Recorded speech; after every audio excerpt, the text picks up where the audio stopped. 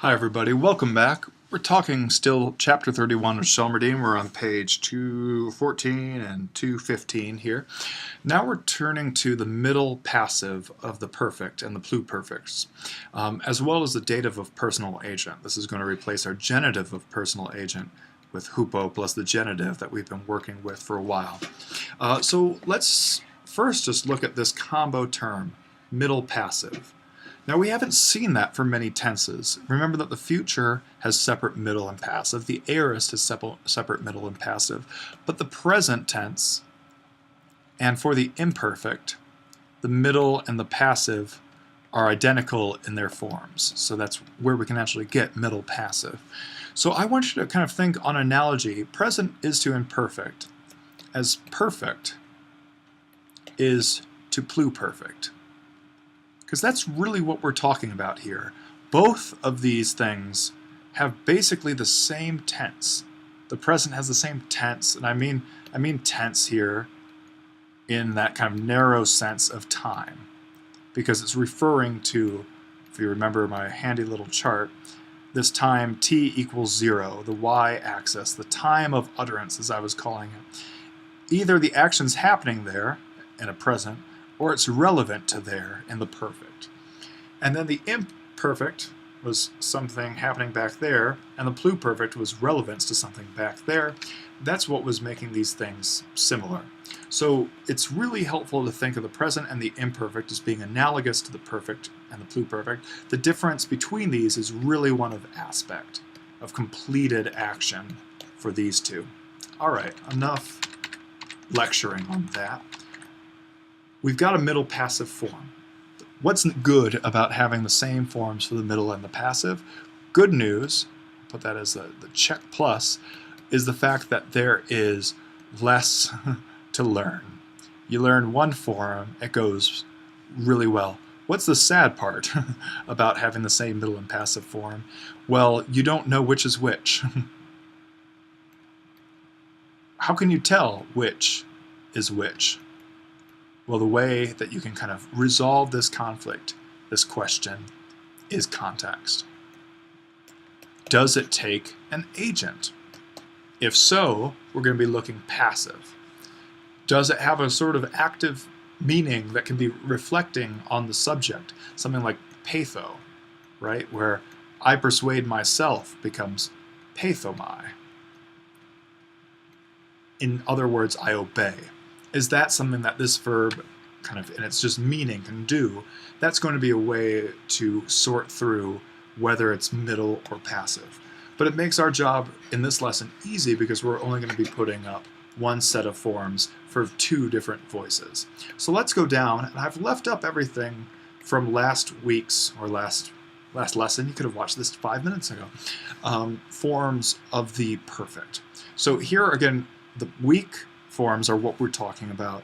There are more complex ones. But if we want to look through what we had all these endings that looked aorist, with the exception of this plural that did not look aorist. They're all primary endings, but they were easy enough to remember. We're going to have the same thing to start off with, so let me do some selective erasing. I'll erase, and remember that we are coming from the fourth principal part, leluca. That's where we're going to form both the active and the passive. But now we've got to get in there and take off all of our personal endings.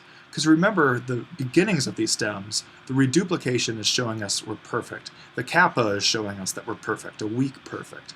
But these endings were giving us person and number and voice. They were saying active second person singular in the case of as, or active first person singular in the case of a.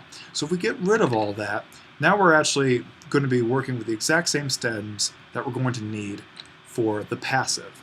So our passive forms, thankfully, are going to be much more familiar to us than we are really used to. And I should actually take off these kappas, because though those kappas were helpful to, they were there for the weak perfect, they were there for the weak active perfect. They go away in the passive too. So we're left simply with lelu throughout all of this. Now we're going to put on our standard primary endings for our middle passives. And as I've gone through in class, but those of you who are following me only online haven't seen my lessons for 17 yet. These endings are always the same, but the second person, oftentimes that intervocalic sigma gets dropped. Intervocalic, let me write that out. Intervocalic, that is between inter vocals, vowels, things that you vocalize. So normally those drop out, but actually, sorry, that's a T, not a ta. In these middle passive forms of the weak perfect, my, psi, tai, that upsilon here is strong and kind of stable on its own. That sigma is going to hold on. So we have lelu mai, lelu psi, lelu tai. So what does this mean? I was loosened. I guess no, that's more aorist. I have been. I have been loosened. And then you have been loosened. Pretty soon I'm just going to be writing BL. He, she, it, she has been loosened. And then our plurals are some of the most regular things out there. Metha, and then we have sthe here, which because that's only one vowel, we're going to actually need to move the accent back to the antepenult, because that's a short. Leluste, and then our plural, untai. And note there that because this is at the end of a verb, that also goes short. The only time those I's are long when they're verb final is in the aorist optative, or just the optative general, like oi. Only those optative things ending in oi or I are long. All right, but nobody cares about that. I care about that. So I have been loosened, you have been loosened, she has been loosened, we have been loosened, y'all have been loosened, they have been loosened. Note the primary endings, because we're in a primary tense. All right, not too bad. We move to the plural now. Again, what are we going to do? We're going to knock off the active perfect kappa. We're going to knock off the personal endings, which are giving us the number and the person. But we're going to leave everything else. We have the stem showing us that this is from the verb luo. We have the reduplication showing us that we're perfect. We have the epsilon augment showing that this is past time and secondary.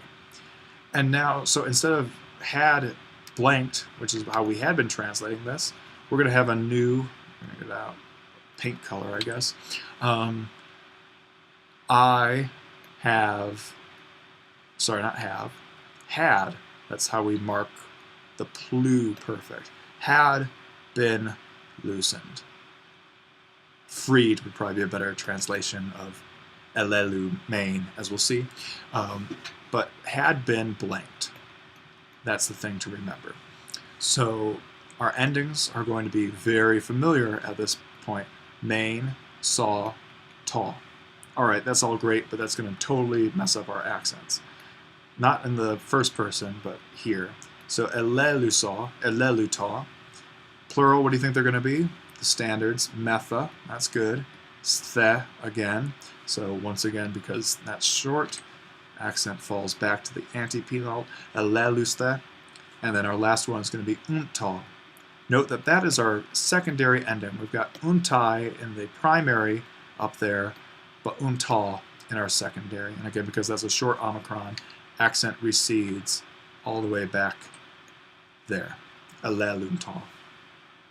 So we haven't seen this too often, upsilon followed by a new ta. It can totally happen, and this is where we get it. So these were our weak pluperfect forms in the passive. So all of these have been passive, and I'm saying passive, but really middle passive. All of these could be, I had ransomed instead of been loosened. I had ransomed, you had ransomed, he had ransomed, because remember that luamai, to free for oneself, is to ransom. So let's recap this whole lesson, although this has moved pretty quickly. And that reminds me, I need to cover the dative of personal agent. We'll get there in just a second. Let's recap the middle and passive forms. We're basically keeping what we had for the active. We keep the reduplication, we keep the verb stem, and now we add our primary middle passive endings directly to the stem. The thing to really keep in mind here is that nothing funky happens here. The sigma, the intervocalic sigma, is maintained, it does not drop out, so we've just got a simple lelusai. Lelumai, lelusai, lelutai. Wouldn't it be great if Greek did that everywhere? Sorry, tough luck. In our weak pluperfect forms, we got to keep the kind of or Kodiak. I don't even know what's the word I'm looking for. Polychrome, many-colored focus that we had here of past indicative augment showing its past tense and secondary, reduplication showing its perfect, stem showing the meaning of it, and then adding our personal middle passive endings on it. So all of this is great, and then you have to ask, what was that last thing? Our dative of personal agent? This should frustrate you, because we had a perfectly good personal agent before, as mentioned at the top of the lesson, hupo plus the genitive. And remember that this would differ from a kind of plain dative, no preposition before it. That would be a dative of instrument. So we were defeated by the Persians, would be hupo ton person, by the Persians. Let me write that out. We were defeated by the Persians. But if we were defeated by stones, because they were dropping stones on us or something, it'd be tois lithois, because that's a dative of instrument or means. There's a lot of terms that get thrown around for this dative. However, when we're dealing with the perfect system, so that's both perfects and pluperfects, and they're in the passive. So let me write out perfect and passive. So let me put question, question. Is it perfect? If we say yes. Is it passive? And we say yes. Is there an agent? If we say yes to that, then that agent needs to be expressed in the dative. With a preposition, you ask? No, nothing plus the dative. So I'll give you Shelmerdine's example. We can just run through it quickly. Hey, polis, the city. Teti metai, so kind of not a new verb, but some of these verbs are going to look pretty different to us. Tois, poie, tais. All right, lots to digest here, so this is a good sentence to focus on. I'm sorry the handwriting has gotten out of hand, ironically. All right, so hey polis, feminine, nominative, singular, that's our subject, the city. Teti metai. So this, this looks crazy, actually, if you hadn't seen these verbs before. Let's try to digest this, all right? What do we have here? Tet, that's looking like a reduplication.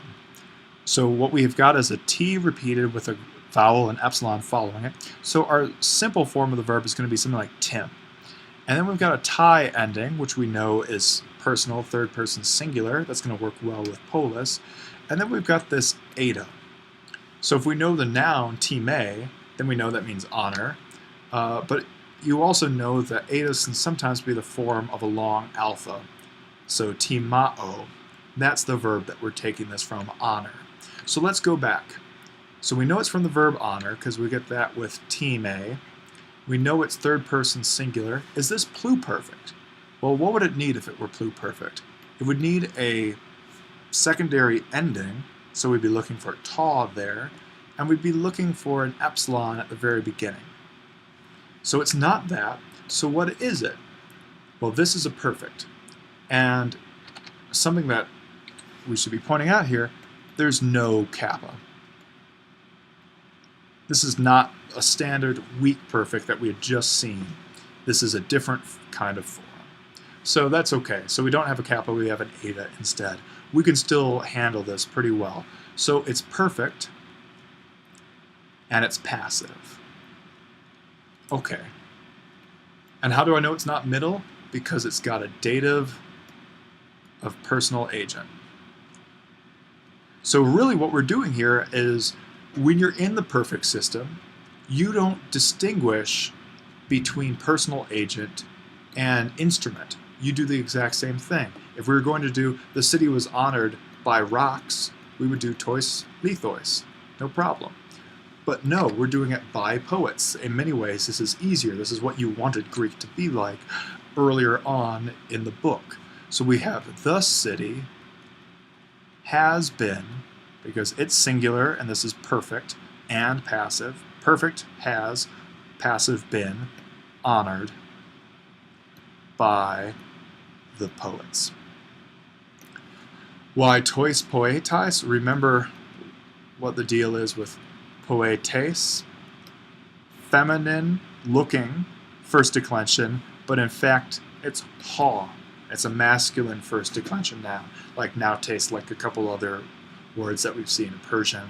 So we've got the masculine poets. The city has been honored by the poets.